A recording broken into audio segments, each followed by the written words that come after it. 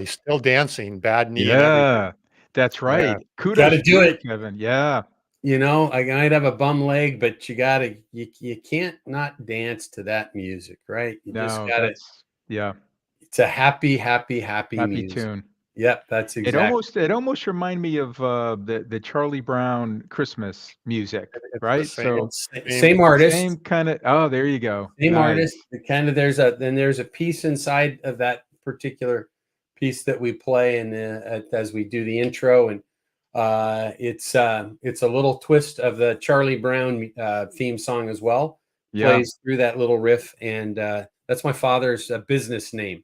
My dad's name's Gary, but he's always gone by Charlie Brown, and Oh, dad's got wow. some declining health issues and listens every week. And so that's my little homage to my dad, is that intro music. And Tom's known my dad for Very nice. 54 years now. So that's a little homage to dad. So Very nice. Very yeah, well, nice. good morning, everybody that's here. It's good to see Will Quinn. And that's awesome. Will, you're funny. Hashtag chair dance. Very good. So this is the those of you that are going to be listening on the podcast later, you don't know this, but I never have sat down before. And where are we, Tom? 62? Yep. 62 episodes, but I busted up my knee earlier this week. And I thought that, even after buckling my knee on Monday evening, that walking 3 or 4 miles a day at conferences was still a good thing to do. And I'm paying the price today. So I'm sitting. So You shouldn't have been doing big wave surfing before you went out to the conferences. You see, that's right. Let's go with it like that. I like that better, Tom. Stick with that story, right? Yeah, that's it. So we got Brian with us. Probably a lot of other folks chiming in this morning. Feel free to let us know who you are, where you're at. I saw just on the LinkedIn portion of what we're doing, quite a few new names that were joining us today. So that's great stuff. But before we kind of dive in again, this is Around the Horn and Wholesale Distribution. Each week we put out a newsletter, and that is entitled as well, Around the Horn and Wholesale Distribution, where we take data and information from globally as well as here in the US.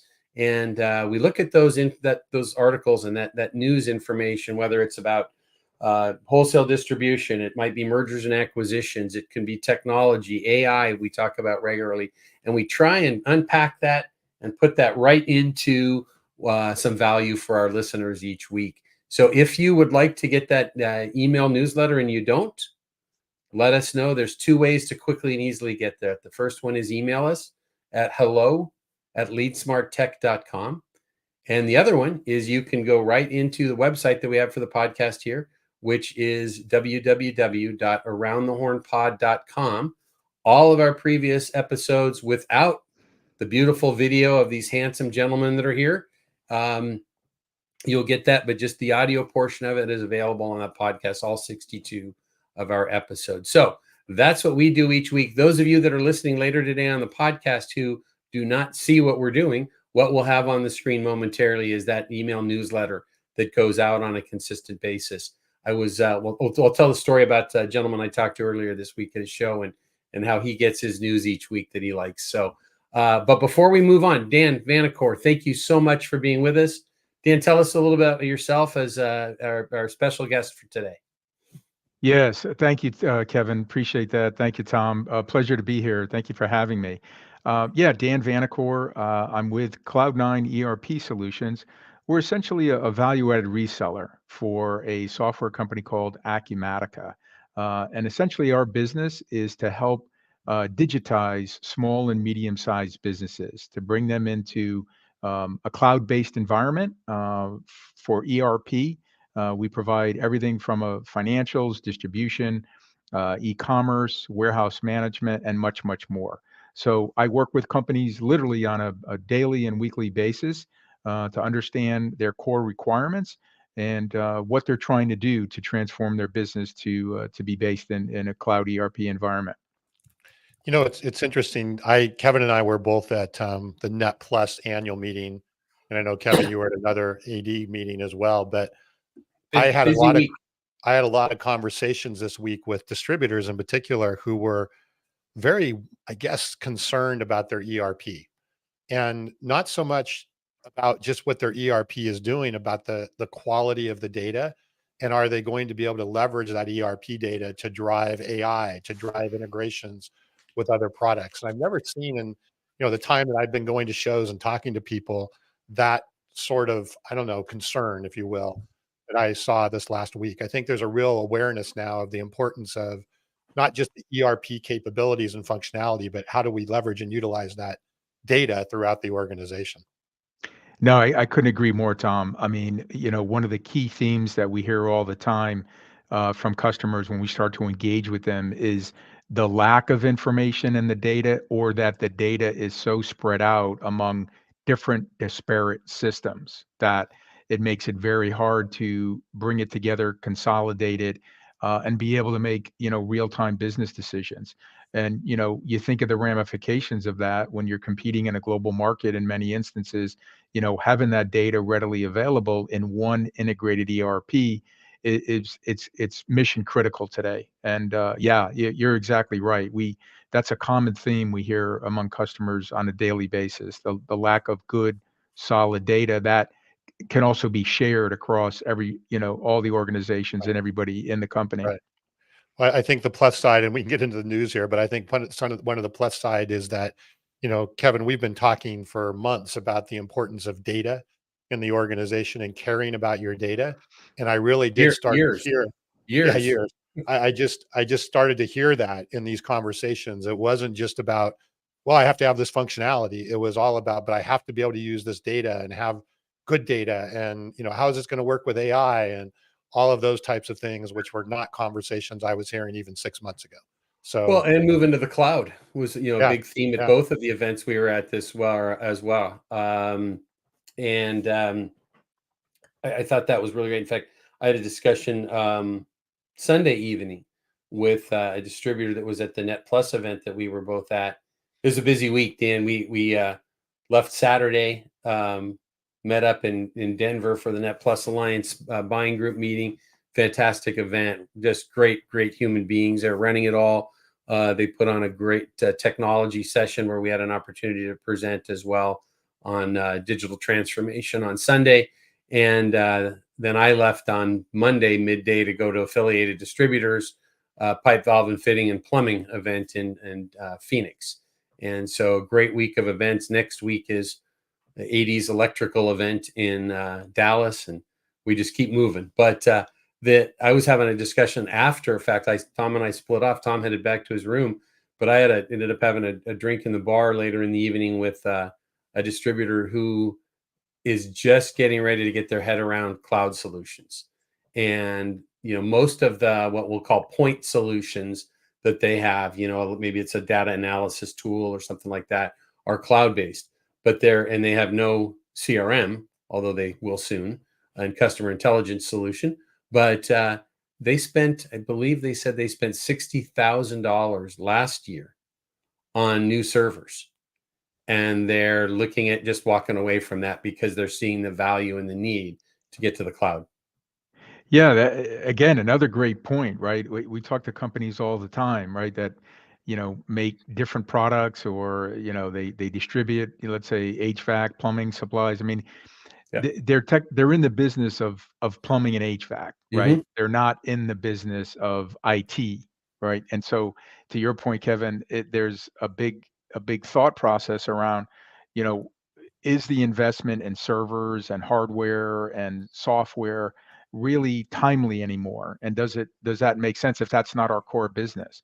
Let the experts do it, the cloud ERP experts do it, manage, in a SaaS environment, and let us focus on our core business of, whether it's, a wholesale distribution or Right. manufacturing, whatever the case is. So yeah, there's a big shift towards that. Absolutely.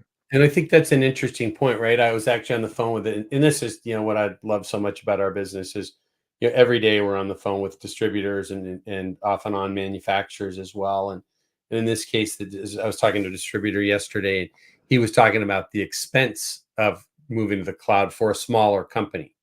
And, we didn't have time on our call to get into it. But I think when you start looking at total cost of ownership, right, and maintenance, and, I always joke, thinking about, Judy or Joe that has to walk down the hall a couple of times a day and open the closet up and make sure the little green lights are still flashing on the servers. And, and then you've got to bring in that outside third party if there's a hiccup with things. And literally, I was talking yesterday to a distributor, and he's going to accelerate over time to the cloud.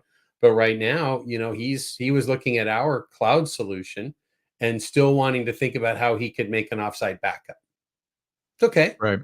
Nothing wrong with that at all, right? But when you think about the advantages that come from cloud-based systems, you look at the total cost of ownership versus, apples to apples versus starting to look at apples and oranges, it becomes very attractive.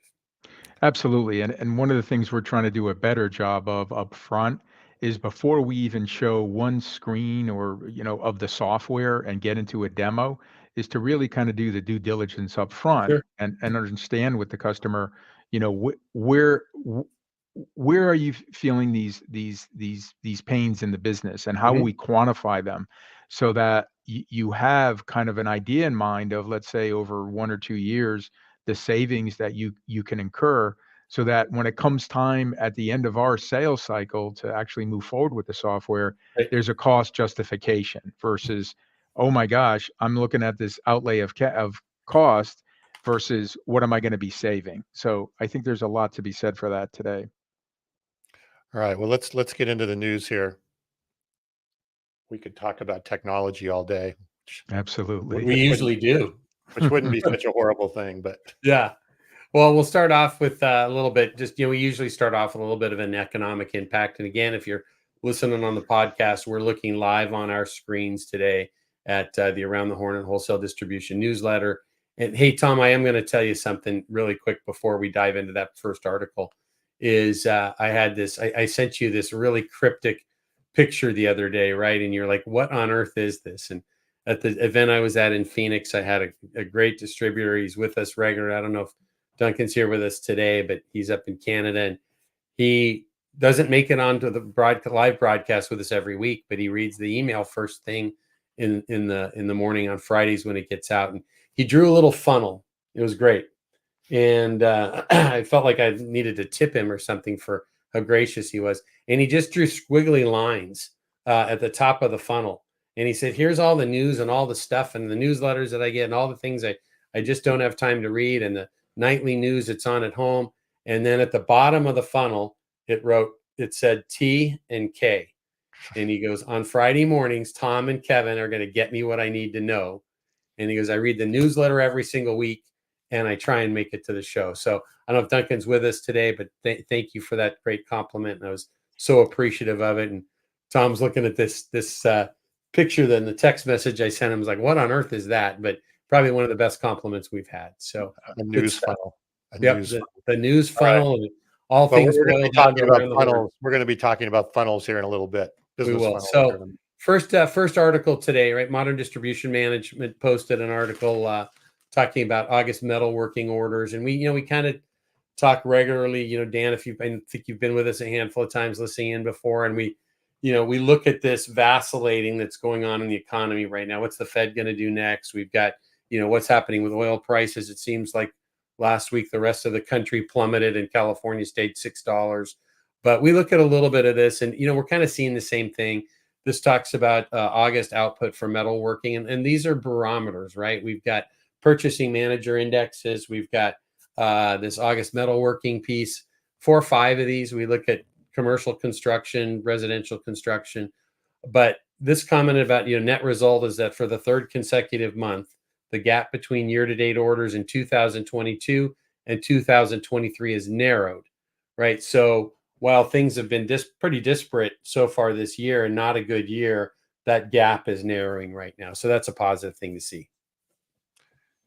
Yeah, I speaking of conversations, I did have a lot of conversations, obviously, at the Net Plus show with distributors, and certainly their mindset was bullish. You've said this, Kevin, from your conversations. And if anything, they're a bit overwhelmed right now with the amount of work they've got and the amount of things, and it's been difficult to hire resources and keep resources. We heard that over and over and all of that. But so the issue was really keeping up more than not having enough to do. So that was a good sign in general. Obviously it creates other challenges, but it wasn't like, hey, I'm sitting around with not enough to do. So that Right. was not the issue at hand. Yep. Yeah. Yeah, no, I think it's a conflicting market, right? As it shows, right? Metalworking orders up 16% over July. So demand continues to remain strong in the economy, but yet the Fed, is, very focused on, raising rates and looking at the market and so forth. I mean, I think even yesterday, the September, October news was that inflation remained pretty much the same for that next month. So I think it's conflicting for a lot of business owners. The economy continues to remain strong, but yet interest rates continue going up. So there's trepidation, but yet there's movement in the economy as well. Well, I think you're spot on with that, Dan. And I said this many times. And again, I think we need to get my buddy Sean Dubervac on, who's pretty well-known economist. He was previously the chief economist for the Consumer Electronics Association. So, one of the largest trade groups in the world. And Sean's a keynote speaker and consultant now, and he listens in here and there with us. But, I look at this as our go-to-market is different, right? Our customers buy different. The economy is different. How people, whether it's commercial or consumers, the processes of how people acquire goods and services, are different, right? The world we live in is different, but we're using this, I've got a hammer, right? And if the only hammer you have is, the Fed, and I know I'm grossly, understating all this, but if the only hammer you have, or the only tool you have is a hammer, everything looks like a nail, right? So now it's like, okay, well, if our fix, because this is the way we've done it for the last 90 years or whatever it is that we adjust rates and we don't look at all of these other things in the economy. Okay, so now we sit, right, with, you look at wholesale distribution, which is what this broadcast is all about, right? And everyone is bullish. Maybe, and we commented on this, I think last week, right, with Lindsay, Tom, that was with us, is that, maybe some people aren't going to do as much hiring as maybe they would like to. Maybe they're going to hold off on a few things, or, maybe they're not going to build that new building this year, but their businesses are strong, right? And yet we've got this sentiment out there that is based on, I don't even know when the whole concept of 2% inflation and what the Fed was going to do. I don't even know when all that started, but the world we live in is just hugely different. And it seems like there might be some models that could be adjusted that really would reflect what's happening in the market, because Wall Street doesn't care, right? People are just pushing ahead in the markets. And then we talk about the customer bases that we talk to on a day-to-day basis. It's like, maybe there's a better way to evaluate this stuff. I'm sure there's a better way, but I think the best way to evaluate is just keep observing. Yeah. And be, cognizant, and don't get caught up in any one little soundbite along the way. Are you suggesting, Tom, that I might not be hearing from Jerome Powell with wanting to talk about my ideas? No, well, he's going to be on in a couple of weeks, right? Okay. We're having him on in a couple of weeks to talk about rate hikes. So yeah. All right, let's move on. That's great. Yep. So, hey, we talked a couple of times in the last few weeks about the leading up to, and then now we're deep into this auto workers strike. We'll can kind of move on this fairly quickly, but it looked like things were getting better with this earlier in the week, right? And last weekend, and looked like there were some opportunities there. But then Wednesday, 8,700 more workers, off the job at Ford's most profitable plant. I think the article said, what was it? 25 billion per year in revenue comes out of that one plant, right? So they've hit them at their core. They're saying, we're hitting you at your core. And boy, it would be great for us to see this get taken care of soon, because we're in that place now where it's impacting lots and lots of other businesses. Yeah, and I think the thing today too in the U.S., and it's been this way for a long time, is the short-term view, right? Quarter to quarter to quarter, Mm-hmm. right? And the decisions you make based on quarter to quarter versus years out are vastly different, Kevin, to your point of, having a bigger picture, a broader picture of, where things are going. And that takes visionary leaders too, and strong leaders to be able to, weather the short-term noise, if you will, like you said, Tom, and the media and everything today. And I think having, and again, a lot of pressure when you're a publicly traded company to perform quarter to quarter. So it's hard sometimes to, buck that trend. But I think in many instances, that short-term view sometimes does more harm than good overall. Well, that's an interesting point you make, Dan, because we talked about this a little bit I think it was last week, might have been the week before, but I think it was the chairman of our CEO of Ford talked about, the level that this is at now being grossly irresponsible. He said, we've kind of hit a place where we're kind of plateaued about what we can do. I mean, I don't, the idea of getting a 40% increase in pay and then getting a 4-day work week, but paid for 5. And this is skilled labor, but it's not, anyways, there's a question about whether that's a reasonable way to look at things. But his point now was that, that move that just happened with these walkouts and the discussion of the additional ones, he said it puts a dozen other Ford facilities at risk, as well as parts supply plants that together employ 100,000 people. Now, again, our reason for being here is to talk about wholesale distribution. Wholesale distribution is what's bringing the conveyors into those plants. It's what's bringing the safety equipment into those plants. It's what brings the hose and fittings and the pipe valves and fittings and everything else that are used in all those auto plants, but also in the vendors or the suppliers of the automakers, right? So you've got, Ford does not make, nor does GM or Stellantis, they don't make seats. They don't make steering wheels. They assemble them that come from another company. And we've got all this trickle effect now as this stuff happens, and there can be a pretty big impact. And we mentioned this, and I have kind of some strong personal opinions on this. But when you look at the Honda, the Toyota, I think it is, BMW, Tesla, Rivian, all non-union plants, right, that are now competing against these wages that are expected to come out of the big three, so to speak. Can they still be competitive? Will there still be a Ford in 5 years? Those are the questions that you've got to ask when you start looking at, and Tesla prices are coming down right now. And Ford's going to have to raise car prices to meet this stuff. So it should be interesting. Yeah, we'll have to see how this plays out, right? I think there's a lot of things, you talk about the story behind the story. I think there's a lot of stories behind this story that it's complicated. Let's put it that way. But the story behind the story for why we're here is every one of those plants gets deliveries every day, right? From a wholesale distributor that has a staff that needs to get paid. Yep. Absolutely. Yep. Hey, before we go on, I want to say good morning. Do we have a few more people coming on? Andy from Portland. I heard it was snowing there yesterday, actually. Really? I think I was talking to somebody in Portland. And Mary Ellen from Colorado Springs, welcome. Farouk from Canada, welcome. And Gahindra from Chicago. So we've got some new names here. That's awesome. Yeah, it's great I just wanted to welcome people, and thanks for jumping in. All right, so let's move on to talk about something more interesting. Yeah, something more interesting here.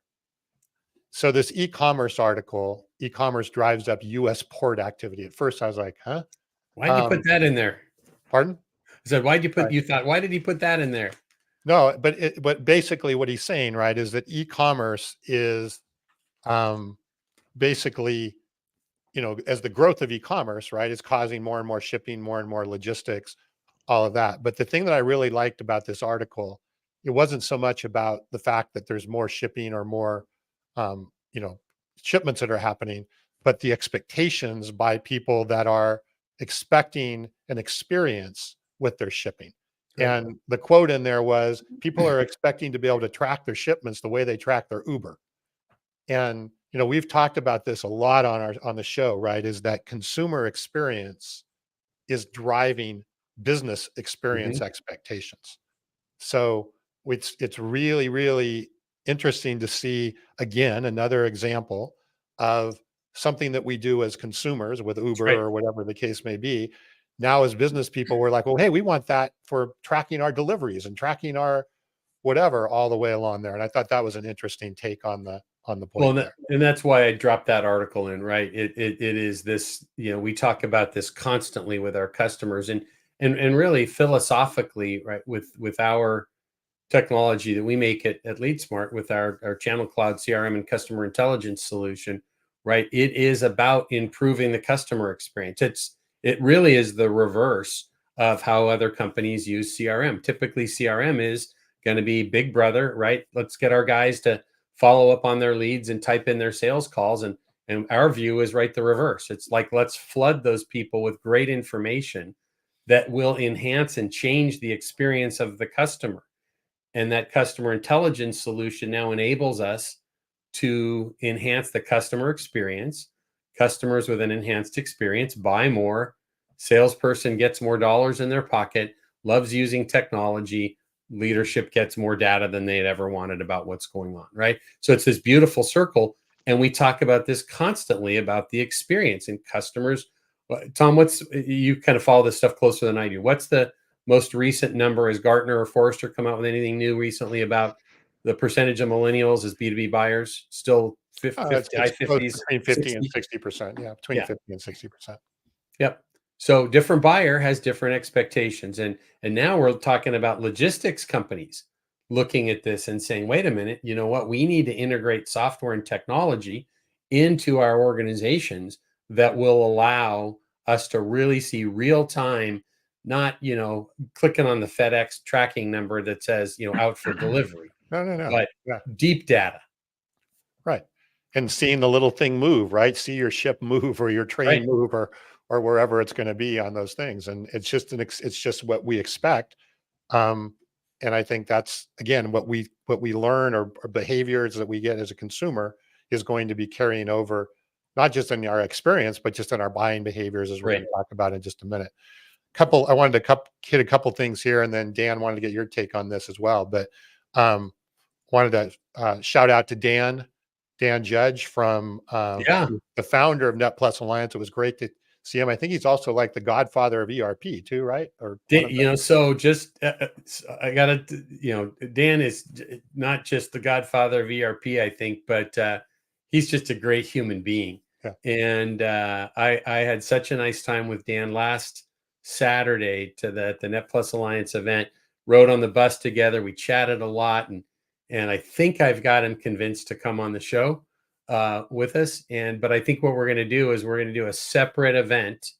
And because Dan was around in the early days of ERP, and we were talking about last Saturday, it was great. I don't know how he feels about this. I felt really fortunate because not only did we ride together and chat on the bus for a half hour, we went to Top Golf and we were in the same group. Now I sat and watched Dan just hit the ball straight all day long, and he watched mine go every different direction.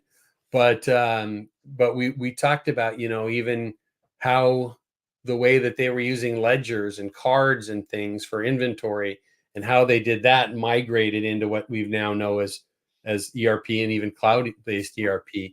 And then, Dan was around in the very early day of trade associations and buying groups. So I think, Tom, what the hope is if we can, convince Dan to join us, is that probably towards the end of the year, we'll do a bonus episode.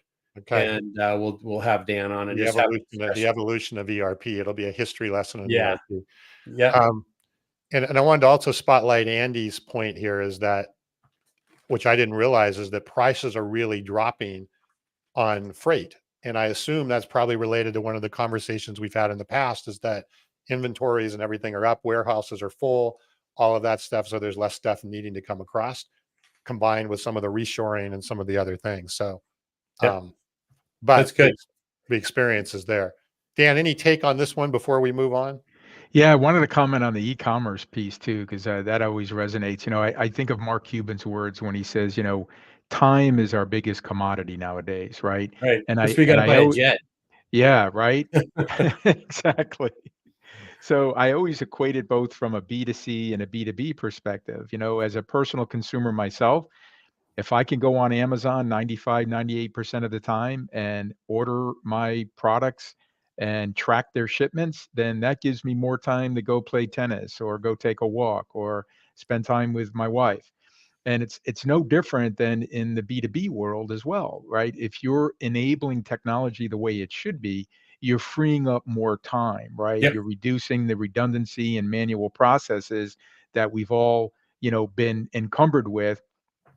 If I could free up that time to spend more time customer facing or doing better jobs of, marketing my services or getting in front of a customer, then I've justified the cost of the product or the technology because Hmm. I'm able now to take, that time or those hours in more productive ways. Right. Absolutely.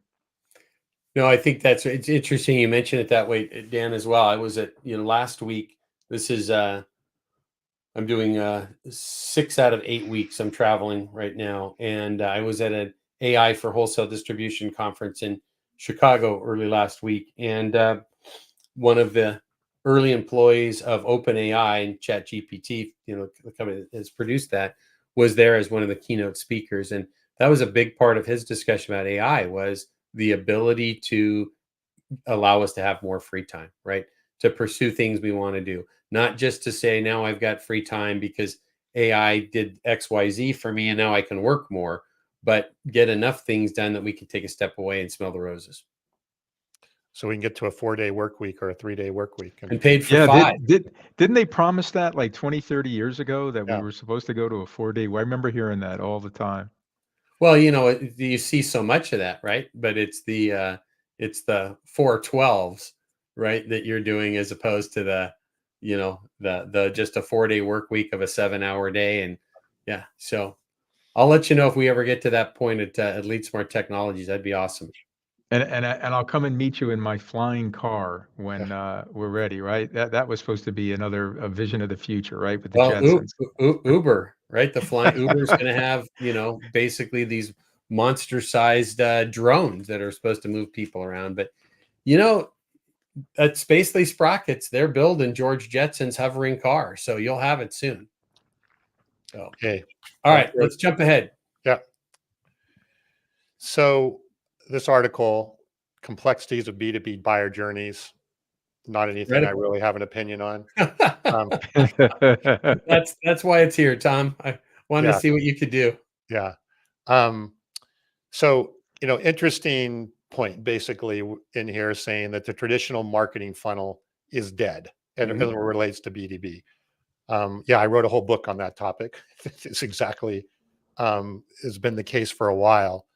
And, I think Dan, you were touching on this earlier a bit, is more and more sales cycles, B2B sales cycles, and certainly in the world of software and technology, is the you have a lot of influencers, right? In the past, you always had, well, who's the champion, who's the buyer, and who's the, and you kind of then try and work through that. But now there's so many people involved in a process that are maybe not even involved directly in the sales process, but they're influencing it and they're doing their own research. They're doing things and then they're influencing the quote unquote champions or the people that are running that. You don't even know it, right? You don't even know that those influencers are there. And so, but you have to take them into account. So therefore, you have to know that when you're, and this is what I say in the book, the funnel is dead.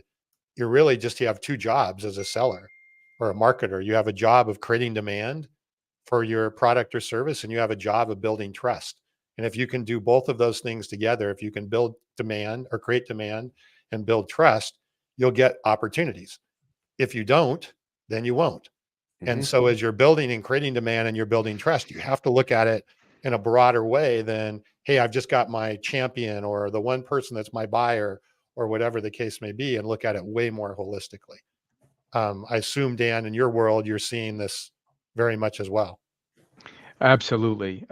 Couldn't agree more. Yeah, there's multiple decision makers, there's multiple influencers in companies nowadays. And it goes through, a complete process when you're introducing software. But the thing I try to start out a lot of conversations with these influencers and buyers is that software is no different than making an investment in a delivery truck if you're in wholesale distribution or a piece of equipment that's going to help you process packages quicker and so forth, right? But the funny part about software that it's intangible, right? You can't pick it up, you can't move it to a certain part in your business. It's an intangible, object, if you will. So the point is, with any investment, there should be an ROI attached to it. If I buy a new piece of equipment, then I'm going to be able to process these many more pieces per hour. If I buy a delivery truck, I'm going to have that many more deliveries out there on the road, increasing my revenue and my income. The same thing should be true with software. You should be able to quantify and understand the ROI and the total cost of ownership so that it's clearly identified. So this is why I'm making the investment in this software, and these are the benefits from a dollar value that I'm going to realize from it. And I think the buyer today is a lot more sophisticated when they're buying software, that if you can present that up front, even before you show them anything, any functionality with the software, they can begin to justify in their mind when it comes to the end of the process. Yeah, this makes sense. This is why I'm buying this, or this is why I'm going to, use this in my business. I think it's if you can engage in that process early on, your success rate, I think, increases drastically. Good. I like that. So, this article was, and got to remind ourselves all the time here, we need to talk about where this article came from, because the biggest percentage of our listeners are on the podcast now. And so this was from Marketing Week magazine. It was called "It's Not Customer Centric, a B2B Brands on Why an Alternative to the Funnel is Needed." And what triggered for me was, and it's a little bit along the lines of what Tom was saying, but the article mentioned, B2B buyers' journeys are not linear. They're complex, they're changing, there's multiple people involved, and they don't happen on the fly, right? So we would like to think historically, well, here is our flow, right? And I mean, we even do this at LeadSmart, right? We have, our discovery calls and how we would like people to go through our process. And, they always say that if the customer isn't in your process, and it doesn't matter whether you're selling a hard hat or a piece of machinery or a piece of software, right? If the customer isn't in your process, you're in their process. Well, that's what's always been said. I think there's somewhere in between where you both can end up being a little bit in each other's process, because most of the time your customer actually doesn't have a true process. But I love this, that it said, these aren't linear. We'd like to see that we go from all of these stages in a nice, timely manner, but it's just not how things work, especially, with a modern buyer that is very different than what they've historically been. It's not a linear process, it's an evolutionary process, meaning that, again, in the early stages, you probably don't know a lot about each other. There may or may not be demand, there may not be trust, but over time, you want to evolve and move the buyer into more demand, into more trust. And no, it's not a linear A to B to C process. It's a whole series of things that Mm-hmm. come together. On top of that, right, as we all know, is that people are risk averse. And Yeah. so you have to be able to also really help build that confidence that, hey, that, yeah, of course, any purchase got risk associated with it, but the risk or the reward far outweighs the risk. And as the seller or the person doing that, is that you're there to support that. And I think that exists whether you're selling software or big equipment or any equipment, all of those things, still apply. And I think, to your point too, Tom, those have to be reminded throughout the whole process, right? Because the sales cycle can take 3 to 6 months, but it's easy to go from the beginning of that process to the end. But if you don't keep the goals and the objectives in mind throughout the process, it could kind of get lost in the shuffle along the way. Yes. Yes. And I think, early on, I found that, again, if you want to be believed or looked at as the trusted advisor and the guide for what it's doing, is your point. Yeah, you have to be able to not just talk about ROI, but can't, articulate why the ROI is there. But I think people more than ever are looking for a lot of the things that we just talked about earlier in the show. Is where is the market going? Where is the world going? How can I be a part of that? They don't know that. That's not the world they're in. And having that, guidance in that direction also helps that as well, and build that trust. And if you can do that across more and more of the organization, therefore can not only influence your main buyer, but also the other influencers that are part of that as well. And those are hard conversations too, because a lot of companies don't want to be forthcoming with gaps or weaknesses in their business where they're losing money. It's a hard thing to address and come to the forefront with. So it's something you have to approach delicately and work with them, as best you can, and to build upon it and not expect them to have all the answers right away, because it's a learning curve for both parties, the buyer and the seller. I think that ties in, nicely as well as, there's so often, and again, this doesn't matter what you're selling, right? The three of us here happen to be involved in technology, but most of our guests that are with us today are on the distribution side of things, right? And it makes me think about, how important it is to know all of the people in the process too, because I think constantly about, a question that I need to ask when we're talking to potential new users of our technology is, is this a committee? Is this a process? How does your process work, so we can adjust and encourage and coach and guide? And it's no different than, if you're selling conveyor belts into a factory, right? There are different buying authorities within there. It's really common that you'll see, and I was in sales management and wholesale distribution and leadership for many, many, many years. Is, you can ask the sales guy at that factory, who are the buyers, and he says, "Oh, I got this great relationship, with Judy Jones." Great. Well, how many other buyers are there that could pick out one of our other commodities that we sell? Right? We just miss this because we don't understand, and we don't understand how they're going about things. And that was no different in 1989. Right now, we have these buyers that are going on 4 different websites, maybe even putting in how they're going to buy, your solution into Chat GPT or another tool, getting that data coming back to them. And this is that buyer that, yesterday took his girlfriend on a date in Uber and ordered DoorDash for lunch today, and is looking at your product category on multiple websites. And he's going through his process, and it's not linear to this point, right? He's going through his process, and we don't even necessarily understand it unless we ask the right questions. And again, it Yeah. doesn't matter what you're selling. I call it the 3 Ds, right? The delay, defer, and detain, right? You start to engage in this process, Kevin, like you're talking about with the buyer, and everything, is going along as planned along the sales cycle. But then unforeseen things happen that maybe you're not aware of, and maybe they're not communicating it, and you're still kind of going down the same path. So a lot of times in the beginning of the sales cycle, I say, look, if at any given point in this process something is going to take precedent, or there's going to be a shift in direction, let us know sooner rather than later, because we could pause the process and re-engage with you, let's say 3 or 6 months later. Because if that's not communicated and there's not transparency, then me as the seller, I'm going to continue pursuing you, not knowing that your Right. priorities have changed. So, I'm a big boy. If you tell me, hey, you got to hit the brakes, I'll hit the brakes. Well, But I'd rather do that than constantly, trying to call you and get on your calendar and so forth. well, that's funny you say that, because then that impacts your own pipeline, right?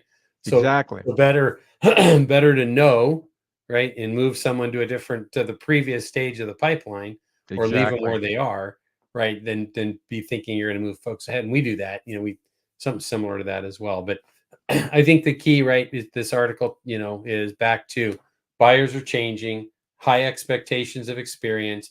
It's not a linear process, right?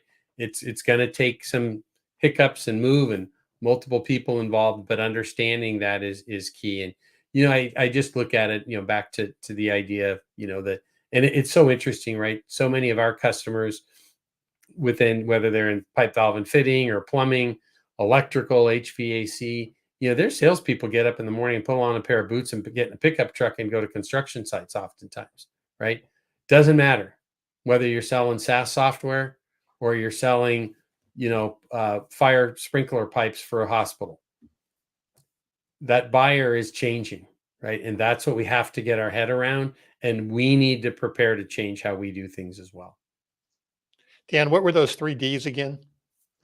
Delay, defer, and detain. And is that sort of like a ground rule that you try and establish with a customer or a prospect early on that, hey, if you have any of these 3Ds, please let me know so that we don't end up out of sync? I think that's a great little tool that anybody can use that kind of can help set some common ground.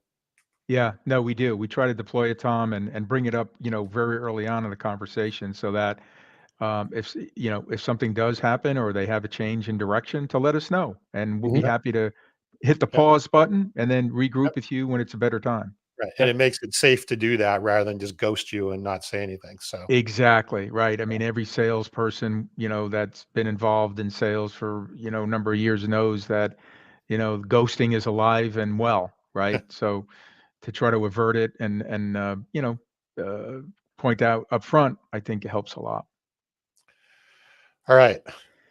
So a little bit. Well, let's do this tech talk piece briefly here, Tom. This one's an article about customer data is king. We talk about data. We talk about dirty data. We talk about this stuff all the time. This was an article that talked a little bit about collecting customer data, doing it safely and legally as well. I think it was pretty basic ways. I think things that people are doing now, but I think it was a good article to kind of, if you're in marketing, to look at this and go, okay, am I following the right legal policies and so forth and getting that data? Am I properly using that data based on what I told the customer or the prospect that I would be using it for? How to collect it, whether you're collecting it on web Mhm. forms or emails or whatever the case may be.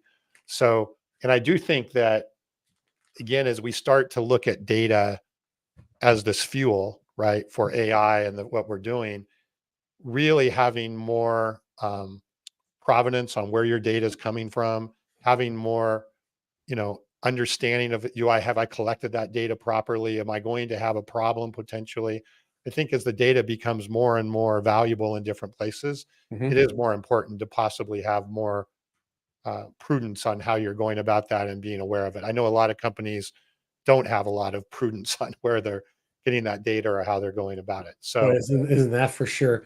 It brings excuse me, there. It brings up kind of a question for me, and this is maybe a little bit off topic here, but Dan, if you have some background in this, dive in as well. But Tom kind of, owned or was partners in a digital marketing agency for a while before we started Lead Smart. And I look at the GDPR and that the EU has, and that governs electronic communications in Europe or EU countries, and we don't have anything like that in the U.S. Right? We got California's done their CCPA, Virginia has something, and Colorado has a Privacy Act. But I live in California. I don't know anything about California CCPA. I hear about GDPR constantly. I don't hear about this state thing, and we don't have anything global for the country. What do you think is behind that, Tom? I just don't think it's enforced, and it's just spotlighted as much as it is in some of the other areas. That's all. But I mean, you would think we would have something more restrictive, more structured as a country, right? Like you're looking at with GDPR, because GDPR is pretty structured and rigid, and the fines can be crazy for doing bad things. And I mean, I don't know about you guys. I've probably had at least 3 spam text messages this morning, right, with things, and things are just getting worse in that setting. Now with AI coming into things, it's going to be that much more. So it's intriguing to me, because you've got the US government looking so closely at Meta, Apple, Google, right, wanting to engage closer with them, maybe even apply some regulations with them, but we have nothing nationally from a data standpoint. Yeah, and that may or may not come as part of all of this. I think that we've talked about this before. If you look at data and you look at how you manage your data through 3 places: privacy, meaning who should have access to see it Hmm. at all; Right. security, as to who should, if even if it's not private data, who should have access to it and who shouldn't; and then integrity, which is where did the data come from? And I think that's is that data actually true data? Is it factual data? Is it just somebody's opinion? Is it something that somebody made up? Right? We have to be able to have some awareness of that. And I think even going back to what we're talking about with ERP and transactional Mhm.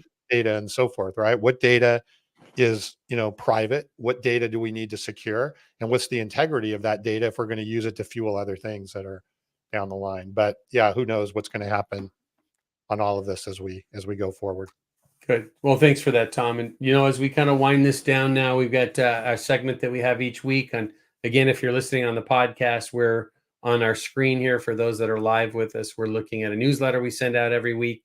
If you don't get that newsletter and you would like to, comes out early every Friday. It's early for us here in California. Email us. It's hello@leadsmarttech.com. We'll get you signed up for that, or go straight to www.aroundthehornpod.com. You can see all the previous episodes there. Beautiful picture of Tom and Kevin. And you can sign up for the newsletter there and you would get that. So each week we have a feature called Industry Scuttlebutt. A couple of things going on out there. Some interesting partnerships with the DPA, which is Distributor Partners Association, I guess it is, buying group, partnered up there. Industrial and Safety partnered up with an auto parts distributor. That's kind of interesting stuff. We usually post something here about Fastenal and Grainger and the other MSC and the other publicly traded wholesale distributors. Fastenal having a solid quarter. But the last one here kind of talked about Smart Equip and building an e-commerce venue or their own marketplace. We are talking more and more on a consistent basis about marketplaces and not just Amazon, but vertical specific marketplaces and marketplaces for chemicals. There's marketplaces for many, many different products. And we're going to continue to see more of that. And if we're in wholesale distribution, we need to be prepared to participate with those marketplaces. So any thoughts on those articles at all from you guys? No, I think just kind of, again, aligning with a lot of the stuff that we've seen. And obviously B2B e-commerce isn't going away. Yeah. Isn't going to get less. So good. So two last things. We've had a special feature this week. Industrial Distribution does their big 50 top industrial distributors in the country there. Andy Mitchell from Mallory is here with us, and Mallory certainly plays into that. They're moving up higher on that list every year. That's if you're in the wholesale distribution world and anything related to industrial safety, keeping an eye on that list is good. Some of the usual suspects there, but sometimes some people move up on that list that might not be recognized as well. So we do a feature each week as well in the newsletter. Again, this one's called A Good Read. And this week it's the Microsoft CEO, Satya Nadella, says, what separates successful people from everyone else comes down to two words. And at the core of it all is emotional quotient versus intelligence quotient, right? How am I as a leader? How am I emotionally? And the one quote I took away from this was, in the long run, EQ trumps IQ. Without being a source of energy for others, very little can be accomplished. So usually in this segment in the Good Reads, we're talking about something related to leadership or personal development. I thought this one was a good one. A good read across the board. They hit on three things: give people a voice, lead with authenticity, and acknowledge that you don't know everything. Okay, we can acknowledge I don't know everything. Really? Yeah. Okay, good. You heard it here. All right, Dan, any takeaways on that last article there? I think it makes a lot of sense. I think for me personally, always in learning mode, right? Either from my colleagues or customers or people in general. There's always something new to learn. Yep. This was from an Inc. magazine article, but it was quoting Satya Nadella from Microsoft CEO, and I had an opportunity I ran into him at the Consumer Electronics Association event probably within about a year after him starting. So it's probably 6-7 years ago. And we were literally in the Samsung pavilion. Now, he had his entourage and bodyguards, but you had to look for them.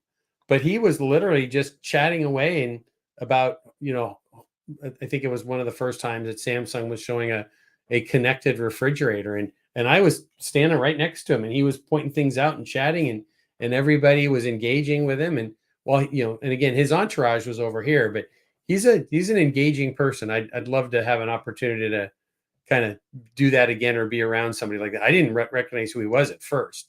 And then I kind of clicked in on it, and then there became a buzz because he was there. but he was just out with the rest of us looking at new tech. You're making me think when you mentioned that about there used to be comments about Bill Clinton, the former president, that Mhm. if you met him, he would make you the sole focus. You'd be the most Yeah. important person in the room, and that's how you felt, walking away after having a conversation. And it's kind of like what you were saying. It's a unique skill when Yep. you could, have conversations like that and make someone feel like they're the most important person. Well, people are people, right? So that becomes Absolutely. a key.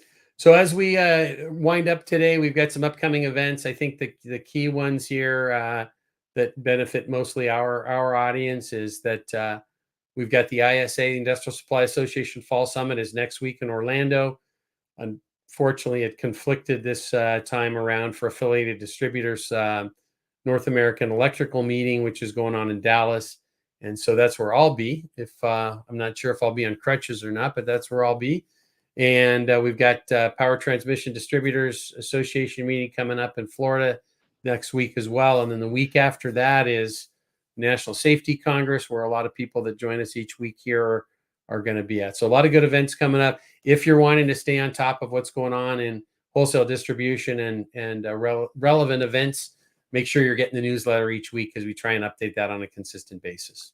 So. All right, Dan, thank you for being here today. Great insights. Look forward to hearing more from you and as we move forward in this journey and what's happening with ERP. I think it's going to be a very much a focal point in the next coming year for sure. Thanks, Tom. Yeah, Great to be here. Thanks for having me. Of course, I appreciate your contributions. I think that, Tom, you made that point earlier today that it's a big conversation that we have consistently. Yeah. We meet, $250 million a year companies on a consistent basis that are operating on an ERP system that's 15 years old, and the platform that's on there, that's built on is extremely antiquated, and times are changing, technology's changing, and we're going to need to make those adjustments. So absolutely. Good to have you and your organization out there. And so Thanks, that's Kevin. it. Yep. That's it for today. Anything else, Tom? No, thanks everybody who jumped in on the commenting. Yeah. Thanks, Brian. Thanks everybody for sticking around, and have a good weekend. And Kevin, stay off those big waves. Yeah, there you go. Be Yeah. kind, do Take good care. things, have Yeah. fun. All right. Get See you better. guys. See ya.